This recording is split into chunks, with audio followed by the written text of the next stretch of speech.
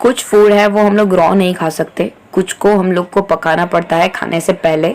Rice and potato boil करने पड़ते हैं, इडली को स्टीम करना पड़ता है, पूरीज को फ्राई करना पड़ता है, पोटैटो ब्रिंजल मीट जो है वो रोस्ट करने पड़ते हैं। ऐसे बॉइलिंग, स्टीमिंग, फ्राइंग, रोस्टिंग, ये सारी अलग अलग मेथड है कुकिंग के लिए। कुकिंग हमारे खाने को सॉफ्ट, टेस्टी और डाइजेस्टेबल बनाता है। It also kill the germs present in our food, जो किल्स हमारे फूड में जो जर्म्स होते हैं उसको मारने में भी मदद करता है। Here are some things to remember while cooking. कुछ चीज़ें हैं जो हम लोग को याद करने जैसी है जब हम लोग खाना बनाते हैं, पकाते हैं तब। फ्रूट्स और वेजिटेबल्स को कट करने से पहले वॉश कर देना चाहिए, क्योंकि कट करने के बाद वॉश करने से सारे जो इसेंशियल न्यूट्रिशंस है वो चले जाते हैं। Use the water in which you soak the pulses और टू कुक दैम। उसको फेंकने की जरूरत नहीं है, आप प्लांट को डाल दो, क्योंकि do not throw it away, क्योंकि उसके अंदर बहुत ज्यादा विटामिन और मिनरल्स होते हैं, तो आप प्लांट में डाल दो क्योंकि वो मिनरल्स प्लांट में चले जाएंगे। Do not over cook the food, क्योंकि अगर ज़्यादा की बारी अगर खाने को पकाया जाए तो उसके जो न्यूट्रिशंस है वो डिस्ट्रॉय हो जाते हैं।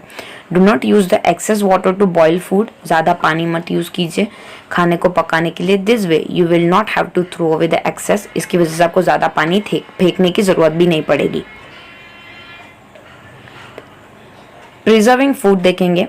What happen when you keep the piece of a bread outside for the more than a week? आप देखोगे तो पूरा गंदा हो जाएगा, उस पर फंगस आ जाएगा। What if you keep the bowl of a cooked dal outside for the 2-3 days? तो उस पर पूरा स्पॉइलेज हो जाएगा, गंदी स्मेल आनी शुरू हो जाएगी।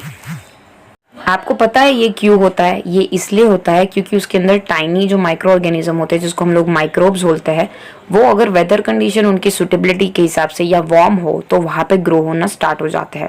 माइक्रोब इतने छोटे होते हैं कि हम लोग माइक्रोस्कोप में ही उनको देख सकते हैं।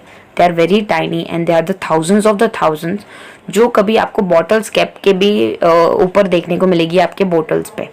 Microbes are the presence all around us. Microbes हमारे आजू बाजू हर जगह पे प्रेजेंट है, खाने में, हवा में, वार्मथ में, मॉइस्चर में। Some can even grow in the extremely cold places, और कुछ जो है वो एक्सट्रीमली कोल्ड प्लेसेस में भी ग्रो होता है। Microbes are present in soil and water, well inside and outside our body, हमारी बॉडी के अंदर और बाहर भी ये होते हैं। Bodies of other living things as well. कुछ टाइप ऑफ माइक्रोब्स है जो हम लोग डिस्कस करेंगे। पहले है bacteria. There are the different kind of bacteria, अलग अलग टाइप के बैक्टीरिया है। कुछ यूजफुल होते हैं, कुछ हार्मफुल होते हैं। हार्मफुल बैक्टीरिया डिजीज क्रिएट करते हैं, जैसे कि न्यूमोनिया और ट्यूबरकुलोसिस। वायरस के बारे में पढ़ते हैं। वायरस ये बहुत ही हार्मफुल माइक्रोब्स है। It's much smaller than the bacteria, ये बैक्टीरिया से स्मॉलर होता है और हम लोग उसको स्पेशल और पावरफुल माइक्रोस्कोप की मदद से देख सकते हैं। वायरस से जो डिजीज होते हैं उनके नाम है chicken pox, flu, polio, dengue, common cold. Protozoa के बारे में पढ़ते हैं। This microbe have one cells and are hand skilled unicellulars. इसकी वजह से, एक सेल होने की वजह से उनको यूनिसेल्युलर बोलते हैं। ये जहाँ पे गंदा चीज़ें हो या फिर सड़ा हुआ चीज़ हो वहाँ पे ग्रो होते हैं एंड उससे जो डिजीज होते हैं उनके नाम है मलेरिया एंड डायसेंट्री। अब देखते हैं फंगी। फंगी जो होते हैं वो डिकेइंग मैटर पे ग्रो होते हैं।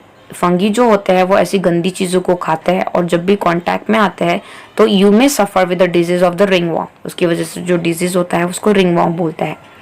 डिजीज कॉजिंग माइक्रोब्स, उसको जर्म्स बोलेंगे। बहुत सारे यूजफुल माइक्रो ऑर्गेनिज्म है, जैसे कि there are some type of bacteria जो मिल्क को कर्ड में कन्वर्ट करने में मदद करते हैं, शुगर को अल्कोहल करने में मदद करते हैं। ईस्ट एक टाइप की ऐसी फंगस है जो ब्रेड और केक को बनाने में मदद करते हैं। कुछ bacteria had to decay the plant and vegetable matters, some had to produce vitamin in the man. कुछ कुछ जो बैक्टीरिया होते हैं बॉडी में विटामिन क्रिएट करने में, फूड का डाइजेशन करने में मदद करते हैं। फूड व्हेन लेफ्ट ओपन, जब फूड को खुला छोड़ दिया जाता है तो माइक्रोब्स उनके ऊपर अटैक कर देते हैं। वो खाना जो होता है वो मॉइस्ट हो जाता है, मॉइस्चर प्रेजेंस अराउंड दैम, उसकी वजह से माइक्रोब्स वहाँ पे ग्रो होना स्टार्ट हो जाएंगे। This cause the food to get spoiled easily and quickly. इसकी वजह से जो खाना है वो इजीली और क्विकली खराब हो जाएगा। It also get the greenish brown layer on the because of the germs present in the air. उनके अंदर ग्रीनिश ब्राउनिश कलर का लेयर क्रिएट हो जाएगा क्योंकि उसमें जर्म भी प्रेजेंट होते हैं, एयर जो खाने पे बैठ जाते हैं। सो इन ऑर्डर टू फूड, जो हम लोग को लंबे टाइम तक बचाना है अगर ऐसे फूड को, तो हम लोग को प्रिजर्व करना पड़ेगा और प्रिजर्विंग मेथड को फूड प्रिजर्वेशन बोलेंगे। There are a different way in which food can be preserve and protections. पहले है कैनिंग एंड बॉटलिंग। जैम्स और जूसेस को हम लोग केन में बंद कर सकते हैं, टाइटली पैक कर सकते हैं, सील कर सकते हैं, उसकी वजह से जर्म्स और मॉइस्चर अटैक ना करे और उनसे दूर रहे। रेफ्रिजरेटिंग और फ्रीजिंग कभी कभी कुछ चीज़ों को रेफ्रिजरेटर या फिर फ्रीज कर देने से उनका जो लॉन्गेविलिटी है, वो लंबा चलने का टाइम है, वो उनका बढ़ जाएगा। और जो रेफ्रिजरेटर होता है वहाँ पे टेम्परेचर कम होता है और माइक्रोब्स वहाँ पे जल्दी फास्ट ग्रो नहीं होते हैं। Next is drying. ये जो मेथड है उसको डिहाइड्रेशन बोलते हैं। Some food items are dehydrated और ड्राई।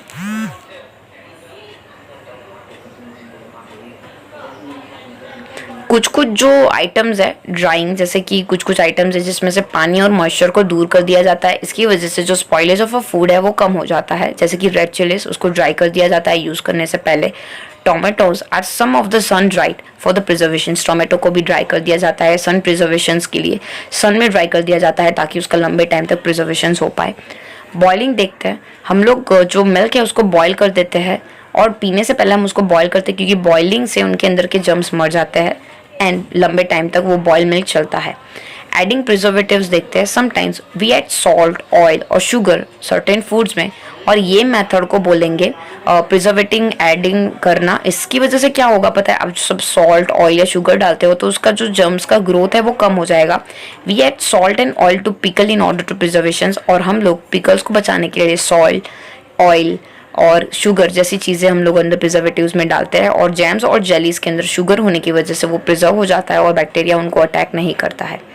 डिड यू नो देखते हैं। सॉल्ट माइंस वर डिस्कवर इन ऑस्ट्रिया। लगभग आज से लेके उसको सॉल्ट बर्ग्स बोलते हैं 6500 BCE में, from the sea salt mine. People realise that adding salt to the food, इस हिसाब से हम लोग उसको लंबे टाइम तक बचा सकते हैं। Even the food are salty, it was still tasty. जब सॉल्टी होता है वो खाना तो भी टेस्टी लगता है। Salt actually get rid of a water और the moisture in the food. Bacteria can not survive without water, hence the salt slow down the growth of bacteria. और सॉल्ट के अंदर बैक्टीरिया लीव नहीं रह पाते और उसकी वजह से उसका प्रिजर्वेटिव्स बढ़ जाता है और वहाँ पे माइक्रोबियल ग्रोथ कम हो जाता है और बैक्टीरिया वहाँ पे ग्रो नहीं हो पाते हैं। Thank you. Thank you for watching. अगर आपको वीडियो पसंद आई है तो प्लीज लाइक कर दीजिए और जरूर बताइए कि आपको वीडियो कैसी लगी कमेंट बॉक्स में।